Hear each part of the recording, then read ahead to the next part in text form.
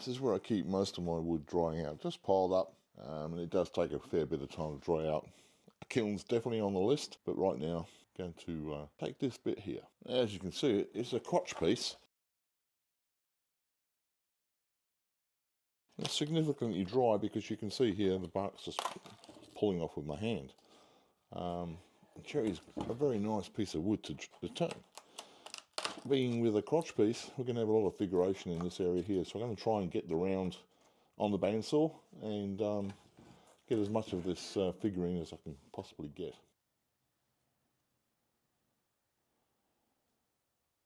Now, when cutting out on a bandsaw, you've got to really maximise the material that you have available, and this particular crotch piece has got a fairly large crack on the end here, but it's not all the way through the wood. Over here, where we have figurine and the actual crotch area here, is going to give some very nice looks. Now, I could take the whole circle here, smack in the middle, but it's going to cut out most of this figure piece here. So I'm going to actually move the circle over here and make a very small bowl, around probably 6 to 7 inches in diameter, to capture all that figurine. So we'll see how we go on the bandsaw.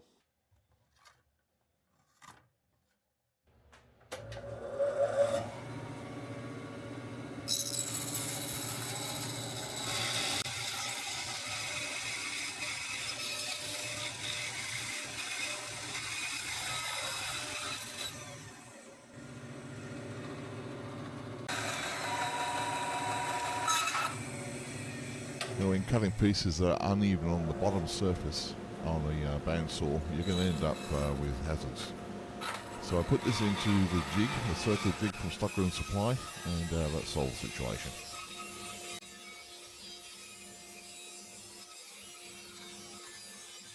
I forgot to lock down that jig. As you can see here, it's moving left to right, so that gave like a circular cut on the blank. A mistake I made there. Now, it's not exactly on the lathe centered at the moment because I need to take some of this bark off. But just before we start wood turning this particular piece, you can see here we've got the figurine wood over this side of the bowl, and we've got a few crotch pieces, joins. There's 2 branches that came off this piece of wood when it was a living tree. That in itself is going to bring some very nice looking figure. So going to take the bark off and mount this properly between centers. This is going to be the top of the bowl, and this will be the bottom of the bowl, and the first job at hand is to get that foot turned off on the front. Okay, it's mounted between centers, and it's got a pretty well odd shape bottom, which is where I'm going to take the foot. So unfortunately I'm going to take away quite a bit of this figuring kind of burl structure here. Going to take that off. It's flat. Going to form a foot, turn it around, put it on the chuck, and then we'll start on the actual shape.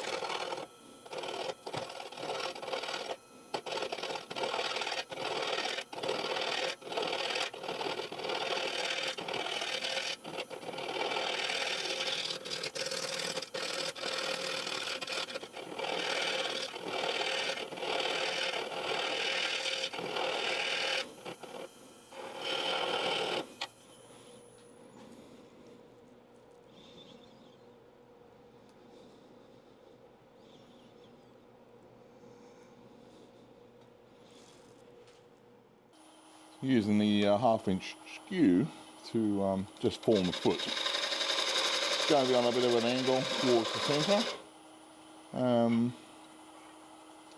to hold the small chuck that I'll be using on this block.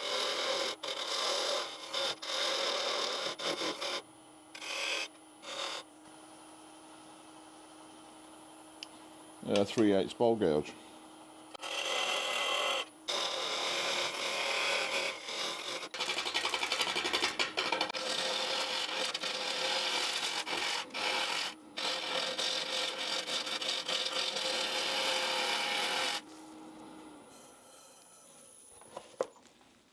Some terrific figures going on here. The grain is marvellous, but going to have to peel back quite a bit here. Still a good 1/2 inch to 3/4 of an inch dip here. So I'm going to call that a lot more deeper. It's a shame to use some of this figurine, but this crack is pretty deep too, so got to sort of sometimes sacrifice to gain.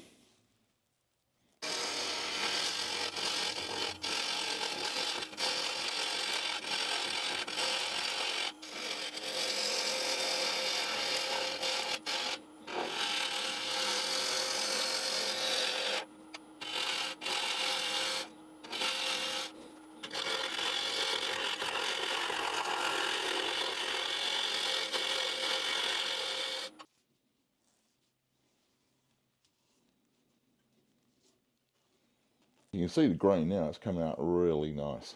We've got a bit of a divot going on here, but this grain here is really nice.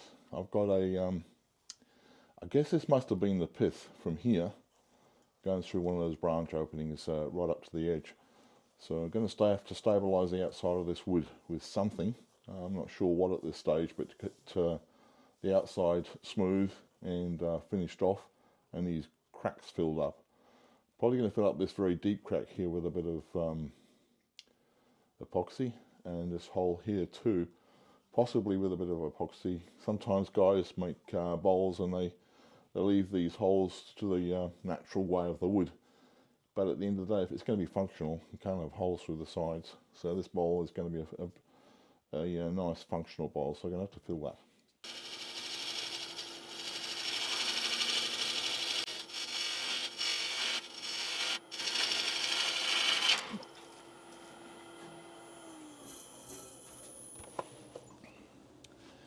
That was a very bad catch, a bit silly on my part. Crack just caught here.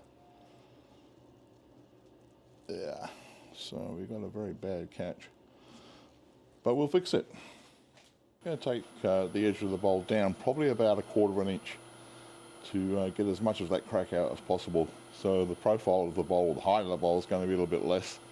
I'm saying probably around about 3 inches in all. But it's better to do that than have cracks and having to fill it all up.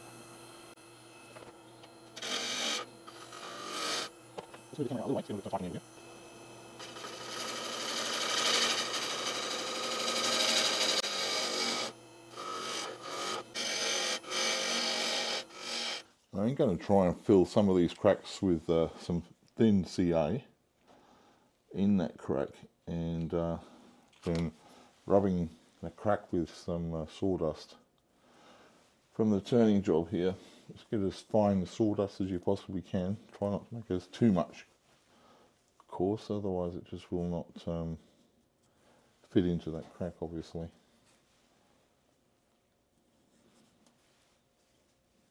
Now, as I said on a previous video, I was using the activator. It does tend to turn the CO glue white. So I'm just going to let the CO glue go off by itself. And I might just leave this, I guess I call it a rotted knot. I'm going to leave that actually there because I've got about 1/2 inch on the rim to hold it all together. And even though it's going to be a practical bowl, I'm going to leave the hole there. Okay, so wait for that to dry off and fill up a few more cracks with the same method, CO glue and sawdust.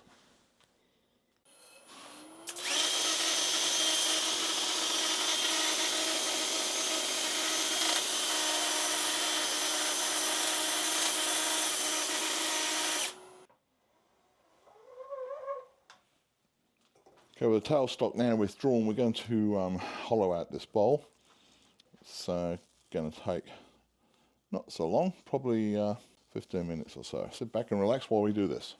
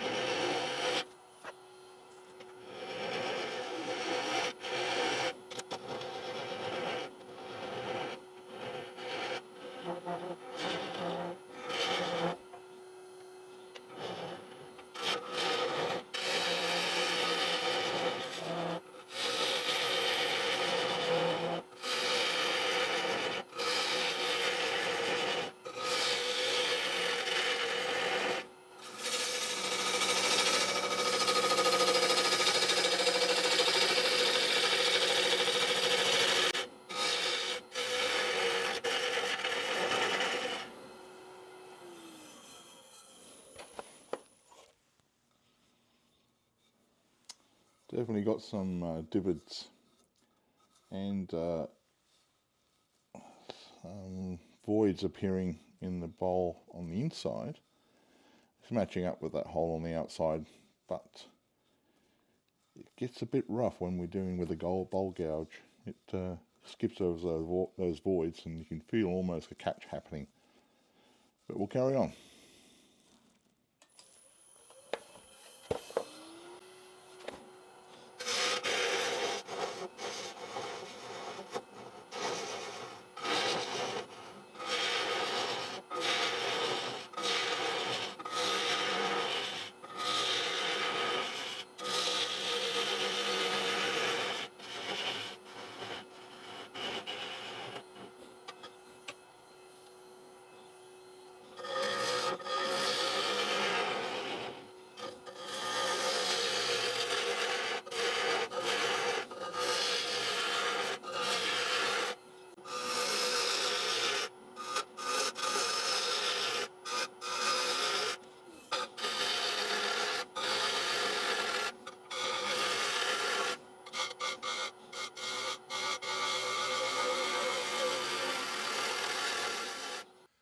Now you can see here that the figure has come out absolutely amazing. So I'm going to be putting on some sanding sealer and then the usual Acks paste and Acks polish. I may even put some friction polish on afterwards just to get that finished off.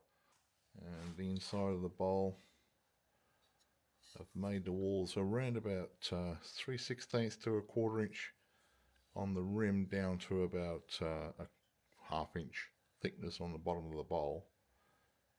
Once we get the sanding sealer down the finish on, we'll take another closer look. You can see here where that 1/2 inch gouge or chip came right out of the rim as the bowl gouge caught on that rim part. You can see it's completely repaired using CA glue and sawdust.